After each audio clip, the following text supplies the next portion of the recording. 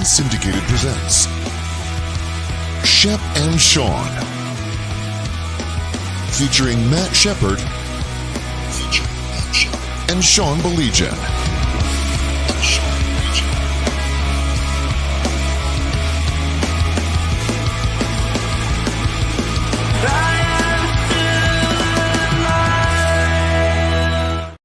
What is up? Monday night, we're inching ever closer to real football. He's Shep. I'm Sean. There's a reason why I started the show like that, Shep, because we have to remind ourselves while the exhibition season doesn't mean a damn thing, the football is real, and so is the possibility of scary moments. And we saw one on Friday night, man. It just, I don't care what anybody says. It sends a shiver down your spine when you see things like that, Shep. You know, as soon as that happens, you and I are fortunate. We know a lot of NFL players, a lot of guys who've played, beyond what the average player plays, which is 3.5 years, right? So you get to a point where you're playing 8, 9, 10 years. Those guys recognize how fortunate they are, not just to be part of that type of fraternity for that long, but also to come out and still have their wits about them, And we've seen guys like Earl Campbell relegated to a wheelchair. We've heard about the nightmares that some guys have had, and they've tragically left this earth too soon. That really shakes you up, man. So when you see everybody come together like that, and kudos to both Dan Campbell, the entire Atlanta Falcons organization, for saying, you know what, let's move on. It's not worth it. It was going to be really hard for those guys to engage and continue to play as hard as you'd like them to play after seeing something like that. No, 100%. You know what? And it was Todd and I were talking about it because Friday night was one of those nights, Shep, where you were kind of flipping around and everything. I mean, and the joys and fears of sports, right? The highs and the lows. At about the exact same time that stuff was happening to Maurice Norris, you literally had Matt Vierling hit one of the most improbable home runs we've seen in a long time, Shep. It really is unbelievable. Yeah, the 3-run blast in his first of the year, and then he goes on the 10-day IL. I mean, who would have thought that? I don't know if they've turned the corner, Sean, with that weekend series win over the Angels. You can make the argument they should have lost 2 out of 3. Yep. But they escape and win 2 out of 3, and they get Chicago, and they're up on Chicago early on, thanks to Dylan Dangler.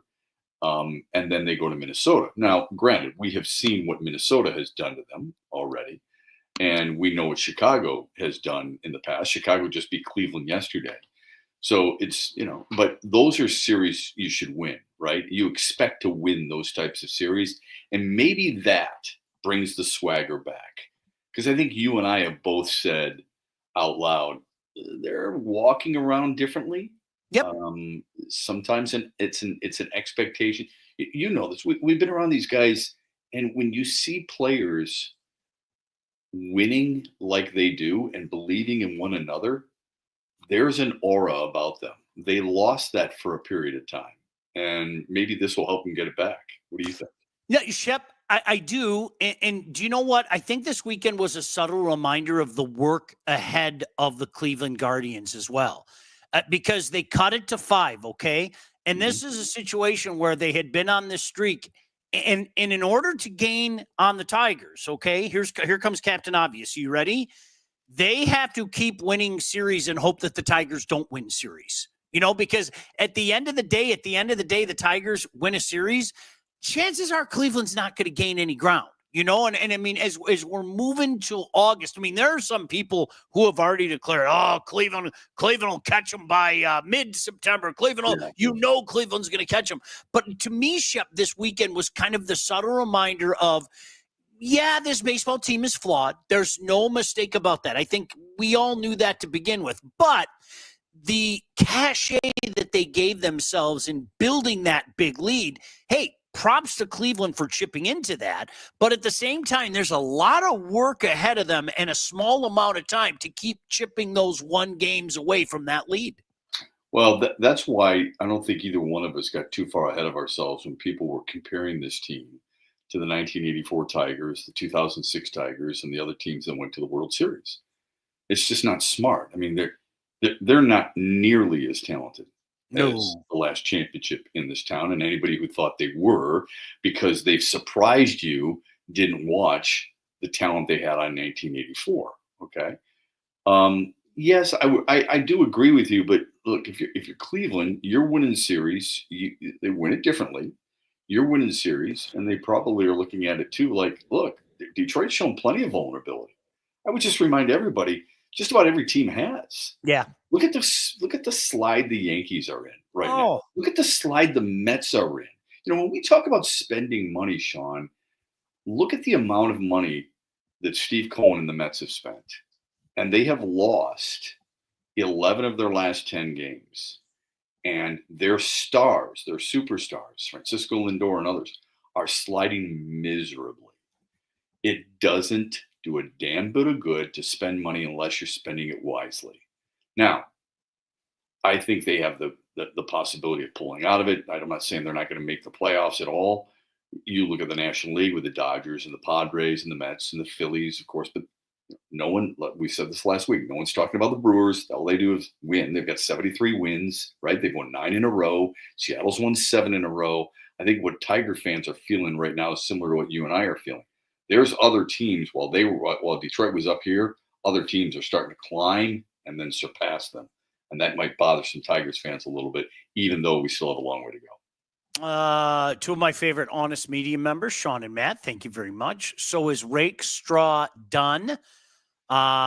He's done for the season. He's been a myth so far. I mean, he's been one of those guys, Shep. There's no other way to say it. I mean, I think history is strewn with guys. Wait till you see this guy. Wait till you see that guy. And it's unfortunate, but the old adage, the best ability is availability. And if you can't stay healthy, you know what? You're going to have wiseacres like me call you a myth. And it's too bad, because I know a lot of people thought, well, this is a good opportunity for him to step up and step into a prominent role. But Shep, you heard Dan Skipper talking about it. It is just amazing. Now, it's not to the levels it was last year, but Dan Skipper was talking about it today. Like, is there a voodoo doll and somebody's putting pins into the Lions voodoo doll? Because I mean, the injuries just keep coming. Yeah, 6 guys already on the PUP list or on the IL. Let me ask you this, and you and I both, in Brad Holmes we trust, right? He's done a phenomenal job. This is not a knock on him. But if Rakestraw ends up as that guy, as a second-round pick, and Hendon Hooker, who looks as bad as a backup fighting for a job could possibly look, that's a third-round choice. Those are 2 pretty big knocks on his drafting resume. You're not going to get them all right. I get it. Right. Those are pretty big knocks, because those are 2 guys that you were counting on from a depth standpoint and using high picks for them. I don't mind the idea of Hendon Hooker. I liked the pick when it was made. I did. I liked the pick. At least you're honest. Right. And it's just not happening. And it's, I want to give credit to where credit is due. I saw Jeff Risdon said something along the lines of, if you're talking about athleticism, there's no comparison. If you're talking about picking up this offense and making things happen within this offense, there's a clear guy. Shep, I'm going to say it again. I think the writing was on the wall. I think when you last year, when you make the decision in November to pluck a high school football coach off the sideline and say, "Oh, no, it's nothing personal. We just want a guy with experience." That was the first red flag that went up. And then when you went and signed Kyle Allen, I think that was another red flag that went up. And I don't mean this disrespectfully, but Shep, it got so bad that Dan Campbell pulled him in the second quarter of an exhibition game. Like, if you don't see the writing on the wall by now, I don't know what to tell you. I just don't. So there's a couple of questions here. First, I don't know Jeff Risdon. The athleticism part, I mean, okay, how athletic was Tom Brady? How athletic was Peyton Manning? I want guys who can throw the football, read defenses, and throw accurate passes. Okay, the whole the athlete in you, blah blah blah blah blah. You know what? Kyler Murray was a really good athlete because he was drafted in the first round in baseball. How good has Kyler Murray been? He's Yeah. overrated, dude. Okay? Yeah. Oh, no question. Stop at the, if it was down to that athleticism, Hendon Hooker would be your starting quarter. Come on, give me a break. Okay, so he's more athletic than Jared Goff. Whip-de-doo. Okay, like a lot of people couldn't figure that out. But what I do wonder is if the Lions have been sold enough on Kyle Allen to consider him a legitimate two, and if they keep three quarterbacks and Hooker's one of them. You and I both know this. We remind folks this all the time. Every week, teams, not just the Lions, teams on a Tuesday are bringing in different players to watch them. And if they think they're going to make them a better football team, they're absolutely going to take a long look at them and sign them. All right. Is Hendon Hooker not just fighting for the number 2 job, but fighting for a roster spot on the line? I think so. I really, truly do. The latter. Yeah, I think he's fighting. Or you think they would take either 2 quarterbacks or these 2 quarterbacks, let him go and bring somebody else in? I at this point, yeah, I really do. And it's funny because I think the flip side to that is, Shep, you hear people say, well, maybe we can trade him. And let's play a game of pretend. I'm an opposing general manager and I love Hendon Hooker. I love him. I love him to death. And I'm laughing at the Lions right now saying, you know what? He is a system quarterback. So why don't you put him in the shotgun constantly and put him in positions that are favorable to what he did with Heupel and everything? Why on earth would I tell Brad Holmes that? Brad, baby, I know you're trying to get rid of him and see if you can get something. I love, Todd, when you do the dumb AI stuff. I love it so much. Like I would, like, Shep, I'm not joking. I would say, I know you're trying to get rid of him. I'll give you a 7th rounder, Brad. What do you want me to do? You lie through your teeth at that point in time, Shep. So anybody that thinks you're going to get something for Hendon Hooker, I mean, my jaw would drop if that was the case. Sean, I actually took a phone call last year while the season was going on, and somebody said, why don't they just trade Hendon Hooker for a 1st-round pick since he's not going to play because Jared Goff signed the contract? And I said, first of all, he was a 3rd-round draft choice. Second of all, you realize what some of these other quarterbacks are going for who actually have an NFL resume. Third, how do you as a general manager stand in front of the media and your fan base and say, we picked up a guy that they were going to cut anyway, and we gave him this type of capital? I don't care what round pick. Right. It makes no sense. What you could do is you could say, hey, Sean, you're my buddy. I got to save some face here. Can you give me a 7th rounder? Sure. Okay, maybe you could do that. And then, by the way, I'll catch up with you down the road. Wink, wink. Okay, that's a possibility. I think guys do that. They have good relationships. 7th rounder. You're not doing anything above that, would you? What do you hope for in a 7th round? Hell no. A kicker, a punter, a special teams contributor, somebody who's going to be fighting to make your. Dan Jackson was a 7th-round pick. Pretty good safety out of Georgia, but probably would make this team as a special teams guy, a gunner, maybe an inside protector on the punt team, and depth guy primarily. He'd be lucky if he dressed oftentimes if you didn't have a really good camp. So you might be able to get something like that. Wasn't Luke Staley a 7th-round pick? Remember, he was the greatest 7th-round pick in the history of the NFL. The way people were talking that guy up. Do you remember that out of BYU? I do. I can't remember if it was 7th or 6th, but I do remember that. Yeah. Look. Todd, fact check us. I remember what we were talking about. He had great feet. Yeah. I was calling one of those Lions preseason games. He had great feet. Look how he hits the hole. Look at how strong he can be. Yeah, I remember. Yeah. All right. Hey, if you're ready to take charge of your financial future, look no further than the Wealth Advantage Group, located in historic downtown Northville, owned by those 2 guys right there, the Hanson brothers.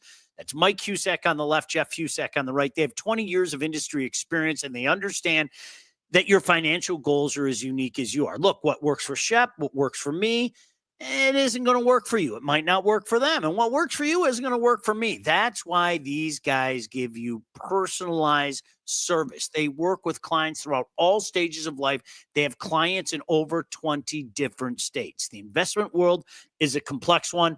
And if you are ready to start taking your finances more seriously, It's time to work with these guys. Reach out to my friends. I'm also a client at the Wealth Advantage Group at 248-773-8574, or check out their website at www.thewealthadv.com. All right, Todd went in the private chat. 22nd, a 7th round, 214th overall. Wow. He was the greatest 7th round pick ever. The way that people were carrying on. Shep, it was gross, right? Yeah. How many calls did we used to take back in the day about backup quarterbacks for the Lions? Right. And How many times were you and I as kids? You didn't have to play for the Dearborn Lions. You could have played for anybody, but you wanted somebody other than Gary Danielson. You wanted somebody other than Eric Hipple. You wanted somebody other than Joey Harrington and Mike McMahon and Andre Ware and all these different quarterbacks. And now, if you think about it, the last, Stafford was here for an extended period of time, and now Goff.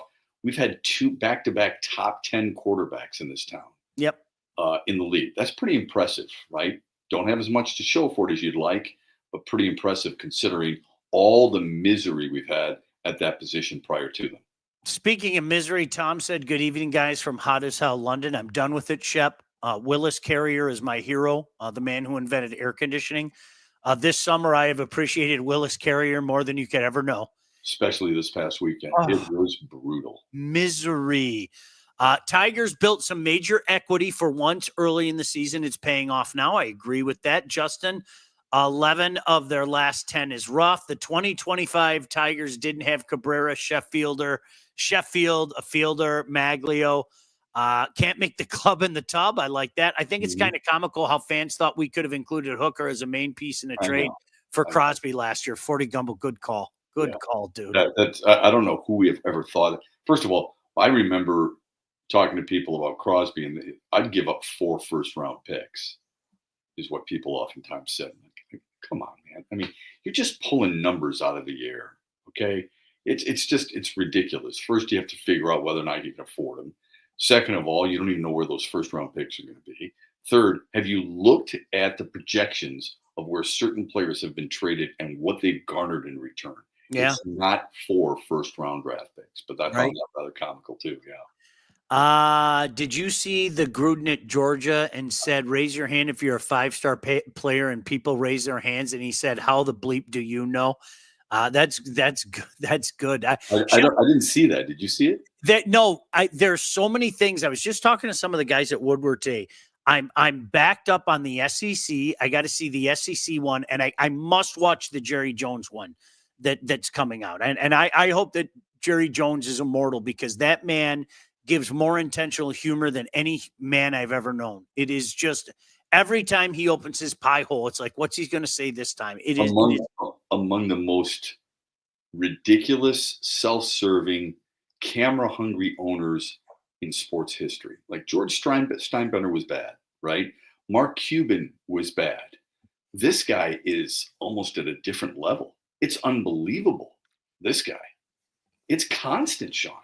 And I talked to some people, they think what he's doing right now with Micah Parsons, they think it's on purpose.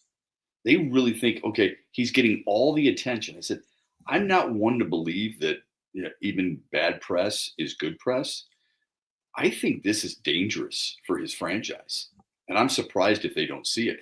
That it's not like Stephen Jones could say anything to him, but you can't treat players like this and expect others to come your way. You've got your two best players, Micah Parsons and CeeDee Lamb, have both asked to be traded.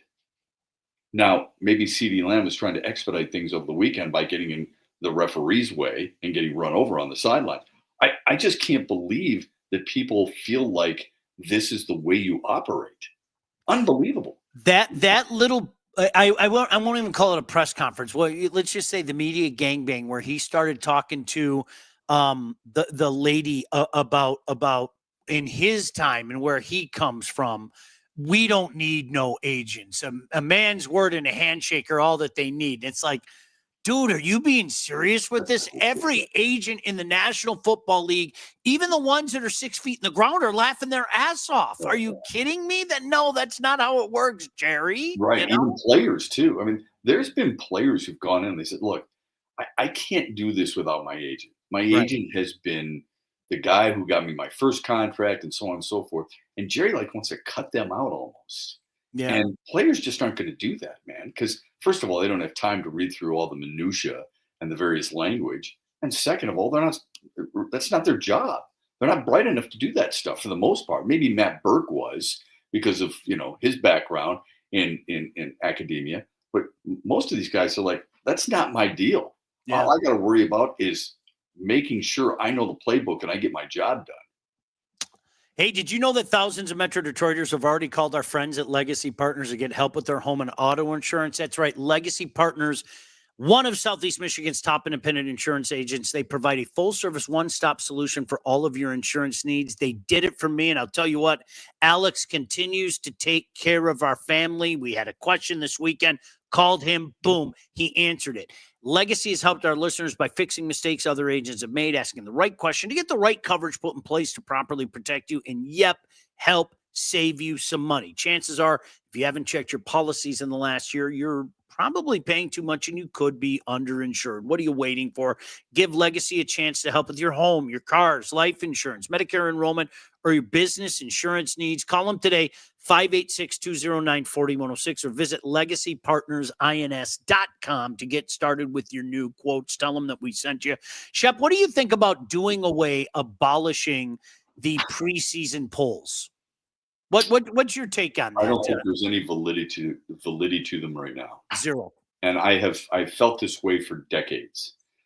I get that websites need the space, and I get that everybody wants to feel like they're really important, and they can go back and say, see, before the season began, I chose this team. Oops, they lost to Boston College. My apologies. I didn't think that the air travel over in Europe would affect them that much, right? Because that's what happened to Florida State. Mm-hmm. I've never felt like you actually get a feel for a team until maybe week 3. That's when I would start it, but it's never going to change.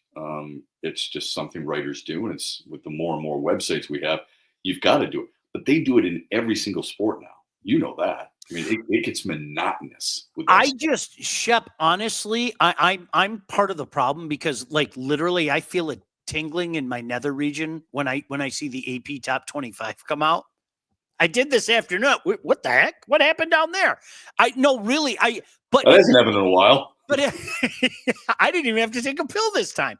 But I didn't even, Shep, honestly, it was one of those things where I'm not joking.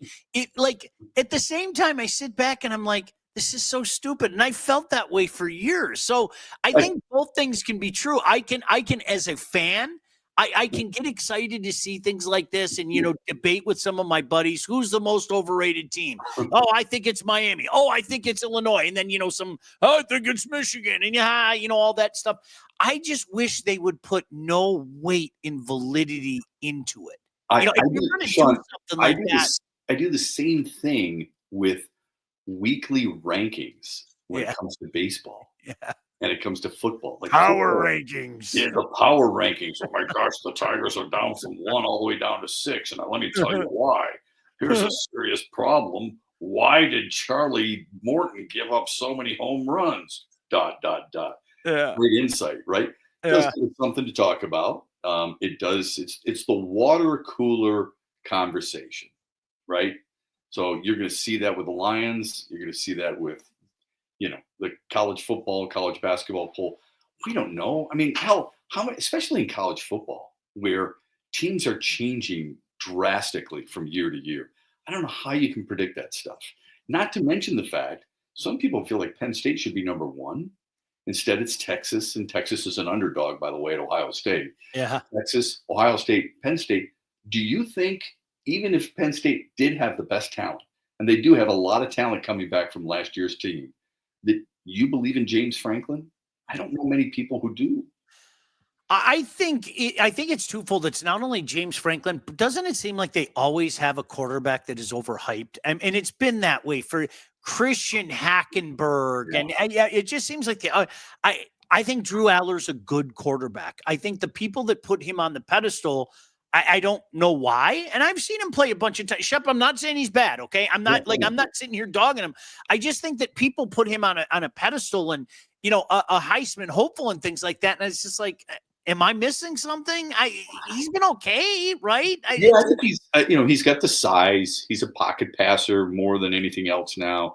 He does have a little bit of decent quickness, I suppose, outside, but he's got the perfect size and the perfect arm that everybody loves. And let's face it, you and I both know, when you think of Penn State, you never really thought of quarterbacks that much, did you? I suppose way back in the day, Todd Blackledge was drafted over Dan Marino, which is kind of ridiculous. Maybe Kerry Collins, who had a decent arm, but this kid is I suppose a little bit different than most of the recent Penn State quarterbacks, I suppose. I think that has something to do with it. The Big Ten and the cachet that the Big Ten has, that has something to do with it. Penn State's schedule has something to do with it too. Huge. It really it bothers me that there are certain teams that they're not going to play.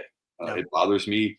I don't like the Big Ten scheduling. I don't like it at all. I want to see Michigan State play Ohio State, and they're not going to do that. And I think it stinks. And I know what a lot of Spartan fans would say. They were going to kick our ass anyway.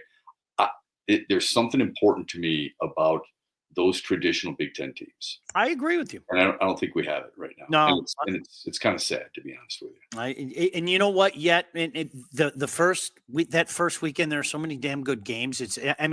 I'm sorry, Catholics and convicts on Saturday night. Like, that's just, how great is that? And I understand that, it's more ceremonial because, Miami's still trying to take the U is back, seems like an every year occurrence. And some people think they really are legitimate. But let me tell you about All About Catering LLC, full service caterer, graduations, weddings, bridal showers, maybe Catholics versus convicts, anything you need catering for from 25 to 4,000 people. All About Catering will take care of you. Customer service and satisfaction is Rick and the staff's number one goal. Don't sweat your next big event. Go to allaboutcateringllc.com today to check out all their menus, all their 5-star reviews. They've done things for me. They'll hook you up as well. 586-731-1398 to get your event started. All About Catering LLC. Sean, Shep, I am happy. You and I were at I think the Michigan golf course today. Yes, right? Beautiful. Beautiful up there. Really beautiful and a really nice way to celebrate a worthy cause. We had a guy on today who said that the Lions are going to go 9-8. Because I asked him 10.5 over or under. He said under. He said 9-8. My question to him was, what makes you say that? He said Minnesota has better talent. So that's interesting. He said, Minnesota's got a better defense. Look at their players. I said, okay. Can you tell me who Minnesota's best defensive player is in your mind? I'm just wondering. I'm not trying to be an asshole. I'm just wondering. Yeah. Couldn't name a player. And I said, so you what about their safeties? Detroit's safeties are the best tandem in all of football. I said, DJ Reed's an upgrade at cornerback. Terrion Arnold could be better. Jack Campbell really improved his stock. If Aidan Hutchinson's healthy, he's a top 5 defensive end. And when Aleem McNeil comes back, he will be a top 10 defensive tackle once he gets his rhythm again. Who does Minnesota have to combat that? No answer. I think there's a part of some people where this is a long way to get to the Penn State thing is, okay, show me, because people have been telling me about you for a couple of years now, and it's not been working. Right. And I've had enough. So I'm moving on to somebody else until you prove me otherwise. Right. Is there a flare of that, do you think? Maybe not in this town, but nationally about the Lions in general? I think so. I really do. But I will say this about that. Shep, honestly, one of my most mind-boggling things is the mouthy Viking fans out of nowhere. Did I miss something? The Lions have owned them for a few years, right? Mm-hmm. And obviously we know how the season ended last year. And I just, the mouthy and the trash talking and calling the Lions frauds. Yeah. And I'm a firm believer. This is something that really irked me last year. When the Lions got hammered by Washington, and make no mistake about it, they got hammered. All these Viking fans kind of came out of the woodwork and started taking their shots. And it's like, but timeout. You might want to sit this one out. You guys might want to sit this one out. And conversely, when Lion fans did that to Washington after Philadelphia, ragdolled them, and people were talking crap to Washington, I say, whoa, timeout. Just a week ago, they punked you on your own home field. Shh. There comes and made no doubt about it. There comes a time to shut your mouth. There really does. There comes a time to shut your mouth. And I think, with the Lions, I don't want to say putting the cart in front of the horse because, Shep, honest to goodness, I really, truly believe this is a legitimate Super Bowl contender. I really do. I'm not just saying that. That's not the fan inside of me saying it or anything like that. And the stuff that you're hearing out of camp, in fairness, I haven't seen it with my own eyes, but man, do you have to now with all the people that are out there taking videos and everything and people talking up with Hutch and everything? I'm going to say it again. I think people forget how damn good this defense was up until the Dallas game. I challenge people to go fact check themselves and go look at how good this defense was pre-Hutch injury and even post-Hutch injury for a little bit there. And 100%. There's a few reasons for concern, and I understand it. All right. You're asking a rookie to come in and do something that Aleem McNeil was really good at and experienced, and you worry that growing pain in the middle of that defensive line might take a little bit longer than you want it to. You still don't feel like, although we think Steadier Smith is going to get signed by this team, that you'd have the necessary opposite defensive end, right? Offensively, can Taylor Decker keep doing it for another year? Can Graham Glasgow do it for another year? Absolutely. Is Tate Ratledge good enough to be penciled in as a starter from day one, play as many snaps as Kevin Zeitler, and be as good as he looked the other night in preseason game number 2 against really experienced, heavy-hitting, tough, hard-nosed, and tricky defensive tackles?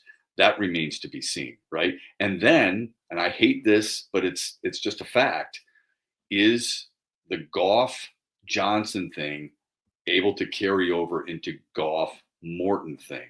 The connection the two guys had, really important. How quickly can they build that? I don't doubt that there's question marks. Neither do you.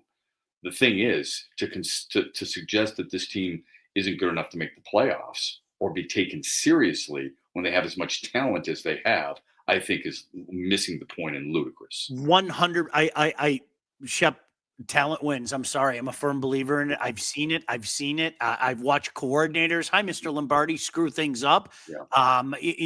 Talent wins. Firm believer. You do have to have good coaching, but I think Detroit has good coaching. Yeah.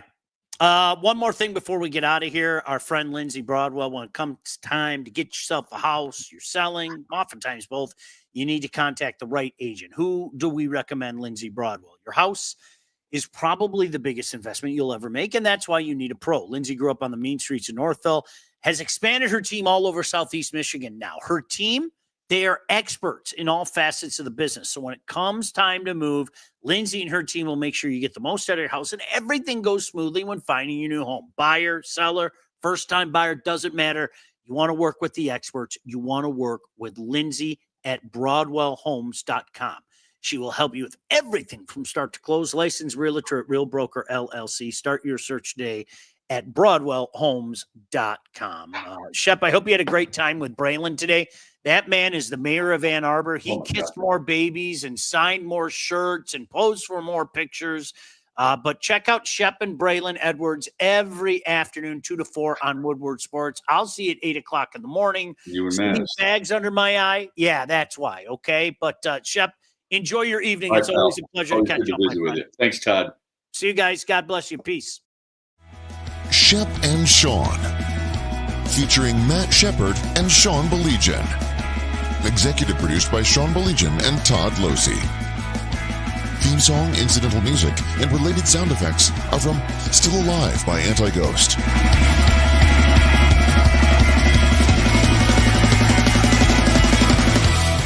Engineering, mixing, and graphic design support provided by the Unsyndicated Podcast team.